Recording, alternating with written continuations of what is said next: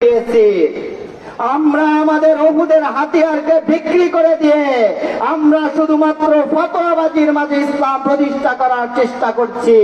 ঠিক এই সময়ে বর্বর ইহুদি বাহিনী সহ অন্যান্য সন্ত্রাসী গোষ্ঠী পৃথিবীর বিভিন্ন প্রান্তে আমাদের মুসলিম ভাই বোনদের প্রতি নির্মম নির্যাতন চালাচ্ছে। আমি মুসলিম যুবকদের প্রতি উদাত্ত আহ্বান জানাই, হে খালিদ বিন ওয়ালিদের উত্তরসূরি, হে মোহাম্মদ বিন কাসিমের পতাকাবাহী বংশধর, তুমি তোমার নিজেকে জাগিয়ে তোলো।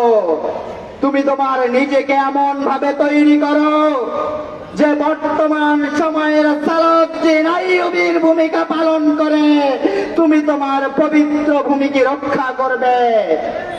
আমাদের আরব জাতির প্রতি আমরা উদাত্ত আহ্বান জানাই, হে আরব জাতি, তোমরা তো সেই বংশধর যারা বদরের ময়দানে মাত্র 313 দান দিয়ে হাজার কাফেরের বিরুদ্ধে বিজয় লাভ করেছিলে।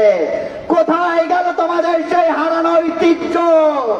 আবার জেগে ওঠো, আবার অস্ত্র ধরো, আবার জিহাদের দামামা বাজাও পৃথিবীব্যাপী। আবার জেগে উঠবে আমাদের মুসলিম সমাজ। বাংলাদেশি তরুণ যুবক ভাই বোনদের প্রতি উদাত্ত আহ্বান, আপনারা আপনাদের মেধা দক্ষতা দিয়ে ইসরায়েলে যে পণ্য আছে তার বিকল্প প্রতিষ্ঠান দাঁড় করান। বিশ্বাস করেন, আপনি যদি উদ্যোগ গ্রহণ করেন, আপনি যদি কোনো কোম্পানিতে হাত দেন, পুরো বাংলাদেশের 18 কোটি মানুষ আপনাকে সমর্থন করবে। তাই আমি উদাত্ত আহ্বান জানাই তরুণ যুবকদের প্রতি, এই নতুন জিহাদের অংশ হিসেবে আপনি নতুন কোম্পানি গড়ে তুলুন।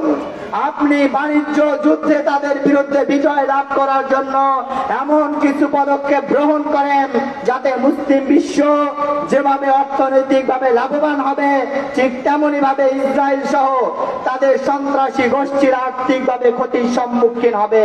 এই উদাত্ত আহ্বান জানিয়ে এবং আজকে সমাবেশে সকলের স্বতঃস্ফূর্ত অংশগ্রহণের জন্য ধন্যবাদ জানিয়ে আমি আমার সংক্ষিপ্ত বক্তব্য এখানে শেষ করছি।